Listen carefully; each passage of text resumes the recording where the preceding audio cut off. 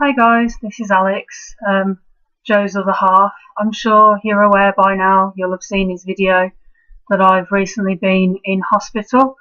The reason for that is I've been diagnosed with ulcerative colitis, which is the same as what he's got. This isn't my thing, this is Joe's thing, doing videos. I've got a script, I don't know what I'm doing, so please bear with me. So yeah, basically my problems started about a month ago. Started getting really severe pain in my stomach, and a lot of sort of toilet problems. Won't go into too much detail there. Everybody knows what that means. Kept going to the doctors sort of every couple of days. Got these pains, got these problems. Doctors kept saying, try this, try that, try the other, give it a week, see how you go. I've had these problems before, kind of on and off, maybe the last few years, mostly through college, uni, stuff like that.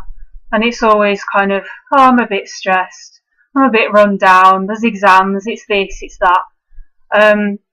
And the doctor started to think that it was probably IBS, which is irritable bowel syndrome. So I was put on tablets for them, and just kept getting progressively worse and worse. So I kept going back, kept ringing up, nothing's working, nothing's getting better. And then I started getting so bad that I couldn't go to work.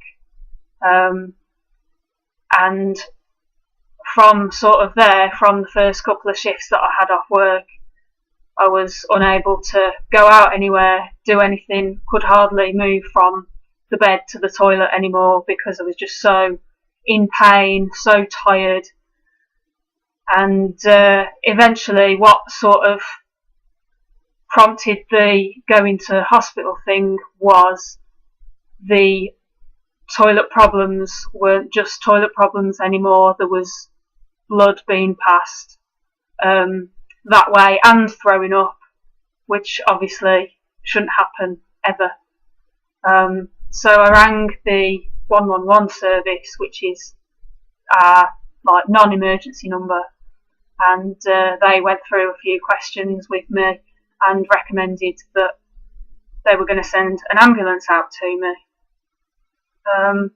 Obviously that's quite scary, being told that an ambulance has got to come and get you and you've probably got to go to hospital, but at least, over the few weeks where I was in pain and discomfort and I was really poorly, it was kind of a relief that somebody was finally doing something about it.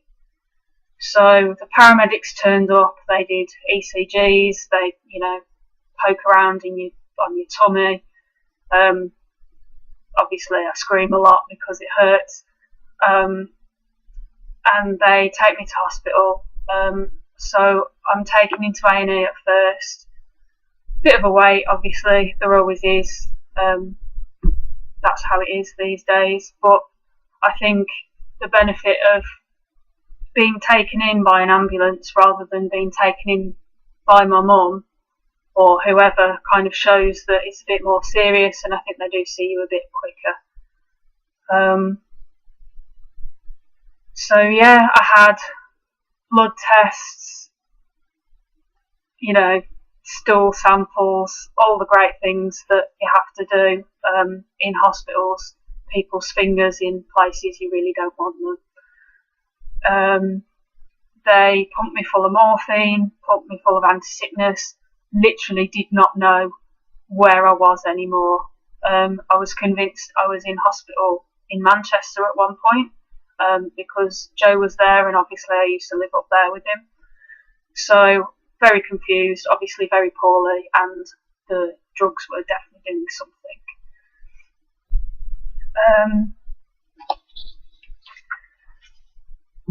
So yeah, once I'd gone through the A&E kind of process, I got put on a ward for overnight, and then that next morning I was taken up to another ward,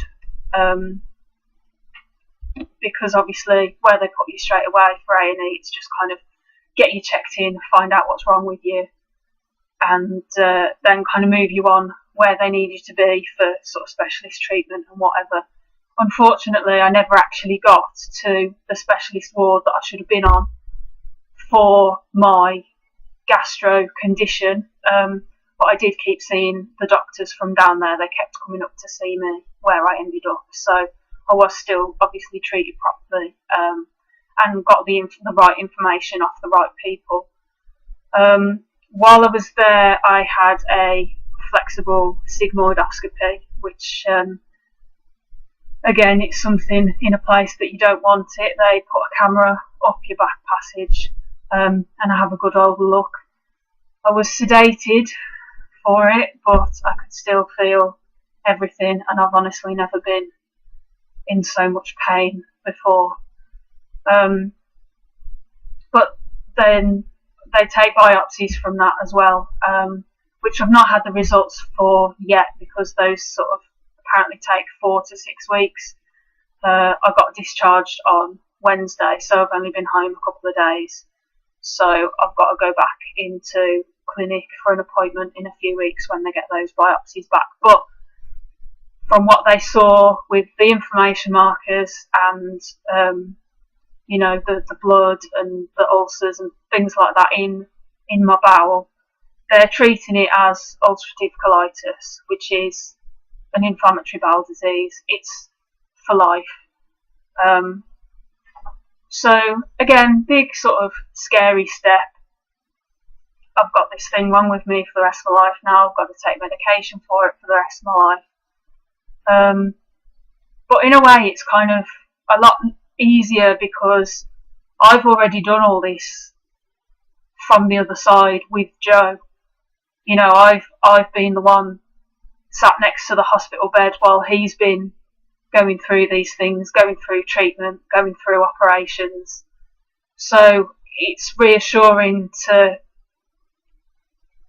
now that the roles are reversed, that he understands exactly what I'm going through and I understand exactly what he's been through. So I think, that's a really good thing. That's making us really strong, and that's probably, hopefully, going to help both of us get through this, Obviously, it's just one of them things. It's they don't think that inflammatory bowel is caused by anything sort of lifestyle-wise. I don't smoke, I don't drink excessively, things like that. They don't think that it's something that you do to yourself. It's purely just your body's kind of makeup, your genetics. Some people are prone to these things, some people aren't the same as. Some people are more prone to developing cancer, some people are more prone to developing heart conditions. Everybody's built that little bit differently inside. That means that somebody's susceptible to something and somebody isn't. It's really strange that me and Joe have obviously found each other without knowing any of these things sort of that's wrong with us, and it's come to be that we're now an IBD couple. But they do think that it's a hereditary thing, and my nan was diagnosed with this about 5 years ago, I think, and I've since learned, since I've been in hospital, that like my nan's cousins, I think, have had sort of problems with these things as well. So it's obviously on that side of the family where it's all come from. I don't think there's anything else to say really at this point. Obviously, I've been in hospital for a week. I was very, very poorly. They put me full of, all sorts of shit, steroids, painkillers, you name it. I've had it, and so far so good. It seems to be working. I'm carrying on with the steroids for about 6 weeks. I have to reduce my dose every sort of 7 days. And then I'm on ulcerative colitis medication sort of indefinitely, depending on how it suits me, whether I get another flare up. and stuff like that. But it's a case of kind of seeing how everything goes right now. I wanted to talk to you guys, give you my account of it. Like I say, Joe's already covered it a little bit. But seeing as it's happening to me as well now, it might be more of a thing where me and Joe do some of these things together. I mean, this is what it's all about. We are just normal people with normal problems wanting to help other people. It's not for the likes, it's not for the views or anything like that. If anybody out there is going through what we are going through, we want to talk to you, we want to help you, because damn, it's scary. Like, it really, really is. We understand that. So any questions, any comments, get in touch. Me or Joe on YouTube, on Instagram, Facebook, whatever. I'll put all the links in, and hopefully I'll see you guys soon, and I'll be talking to you a bit more on my road to recovery. Thanks, guys. See you later.